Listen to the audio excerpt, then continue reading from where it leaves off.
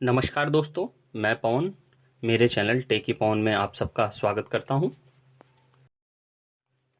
मेरे चैनल पर आपको संपूर्ण मनोविज्ञान, शिक्षा शास्त्र, बाल विकास, एक्ट्स, राइट्स, एनसीएफ 2005 और जितने भी शिक्षण से संबंधित टॉपिक्स हैं वो सभी मेरे चैनल पर आपको मिल जाएंगे।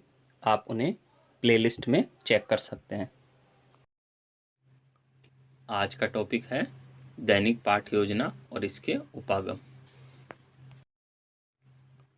दैनिक पाठ्य योजना, जिसे डेली लेसन प्लान कहते हैं, इसके इंपॉर्टेंट पॉइंट्स देखते हैं। नंबर 1, पाठ्य योजना प्रतिपादक कौन है? Herbert Spencer. दैनिक पाठ्य योजना के प्रतिपादक कौन है? Herbert Spencer. नंबर 2, ऐसी योजना जो केवल एक कालांश के लिए बनाई जाए, एक पीरियड के लिए जो पाठ्य योजना बनाई जाती है उसी को दैनिक पाठ्य योजना कहते हैं। ये रोज बनाई जाती है इसलिए दैनिक कहते हैं इसको। नंबर 3, इसका विचार गेस्टाल्टवादियों कोलरकॉफ का वर्दीमर ने दिया था। नंबर 4, यह पूर्णता के सिद्धांत पर आधारित है, अर्थात कक्षा में पूर्ण कार्य कराना है तो योजना बनानी पड़ेगी। एक कालांश की एक योजना और उसमें उसका संपूर्ण कार्य संपन्न करवाना होता है। 5, पाठ्य योजना के प्रतिपादक हर्बर्ट स्पेंसर ने इसकी रूपरेखा पंचपदीय प्रणाली के रूप में दी। इसमें 5 पद बताए गए दैनिक पाठ्य योजना के लिए: प्रस्तावना, प्रस्तुतिकरण, तुलना, सामान्यीकरण तथा अनुप्रयोग। नंबर 6 पॉइंट, पाठ्य योजना के विभिन्न उपागम।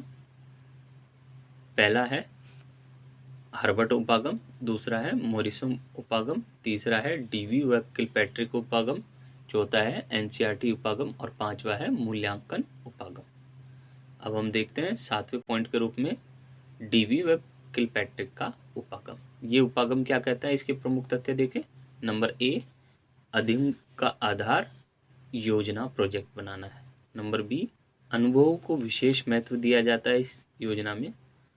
नंबर सी, बालकों को ऐसे अनुभव दिए जाते हैं जिनसे उनमें सामाजिक क्षमता का विकास हो सके इस पाठ्य योजना में।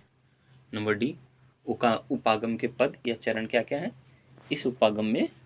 नंबर 1, परिस्थिति का पहले निर्माण किया जाता है। नंबर 2, फिर योजना का चयन और चुनाव किया जाता है। फिर नंबर 3, योजना की रूपरेखा तैयार की जाती है। फिर नंबर 4, योजना का क्रियान्वयन होता है। फिर नंबर 5, योजना के कार्य का मूल्यांकन या परीक्षण होता है।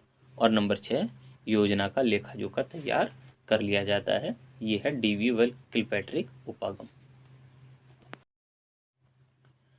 8वां है मूल्यांकन उपागम। बी.एस. ब्लूम द्वारा निर्धारित शिक्षण योजना को मूल्यांकन उपागम कहते हैं। यह उपागम उद्देश्य केंद्रित है। इसने त्रिध्रुवीय शिक्षण प्रक्रिया दी थी।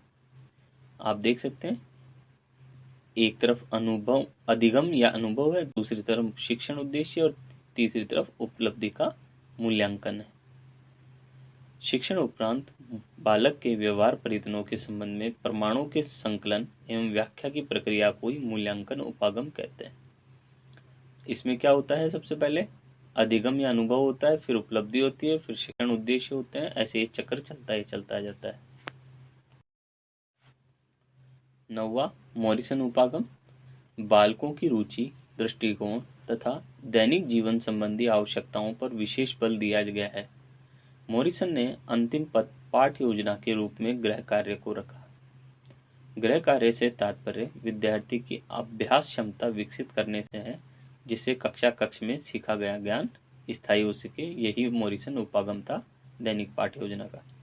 अब 10वां पॉइंट देखते हैं, एनसीईआरटी किस प्रकार की दैनिक पाठ्य योजना को अमल में लाती है। इसके प्रमुख तथ्य हैं।